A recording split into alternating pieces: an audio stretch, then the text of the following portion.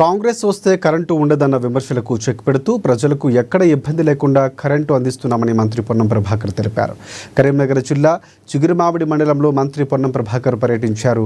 మండల కేంద్రంలో ఇందిరమ్మ మోడల్ హౌస్ను ప్రారంభించి లబ్ధిదారులకు కొత్త రేషన్ కార్డులు, కళ్యాణలక్ష్మి చెక్కులు, స్టీల్ బ్యాంకు, అలాగే కాటమయ్య రక్షక కవచాలను పంపిణీ చేశారు. గత 10 ఏళ్లుగా ఒక్క రేషన్ కార్డు ఇవ్వలేదని, కొత్తగా పుట్టిన వారు పెళ్ళైన వారికి కూడా ఇవ్వలేదని అన్నారు.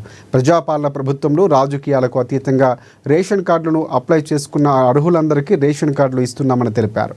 పర్యావరణాన్ని కాపాడుకోవడానికి, ఆరోగ్యాన్ని కాపాడుకునేందుకు స్టీల్ సామాగ్రి వాడాలని ప్రజలకు మంత్రి పొన్నం ప్రభాకర్ సూచించారు. అందరూ ఆరోగ్యం బాగుండాలనే ఆలోచనతో మొన్న కోహడల గవర్నర్ గారితో ప్రారంభించుకున్నాం. మొన్న ఎలగదుర్తి, భీమదేవరపల్లి, తేజాపురం ఇచ్చుకున్నాం. చిగురుమామిడి కూడా రావాల్సింటే హైదరాబాద్ అర్జెంట్ గా మీటింగ్ ఉంటే నేను ఆ రోజు వెళ్ళిపోయినా. ఇలా ఈ రోజు పెట్టుకున్నాం. రేపు పొద్దున కోహడ, హుస్నాబాద్, అక్కరపేట మొదలు పెట్టుకున్నాం.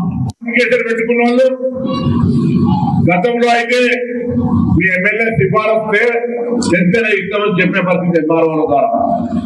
ఎప్పుడు అట్లా ఎవరు అర్హత ఉంటే అప్లికేషన్ ఇస్తే వాళ్ళకు రేషన్ కార్డు ఇవ్వాలనే ప్రభుత్వ నిబంధనల ప్రకారంగా ఈ రోజు మండలంలో 1727 కొత్త రేషన్ కార్డులు తీసుకుంటున్నారు. వారందరికీ నేను అభినందనలు తెలియజేస్తా ఉన్నా. దాంతో పాటుగా ఇళ్లలో కొత్త మెంబర్లు పెరిగి బయటికి ఇవాళ కరెంటు నిరాటంకంగా ఎక్కడ కూడా రైతులకు కానీ ప్రజలకు ఇబ్బంది లేకుండా కరెంట్ అందిస్తా ఉన్నాం.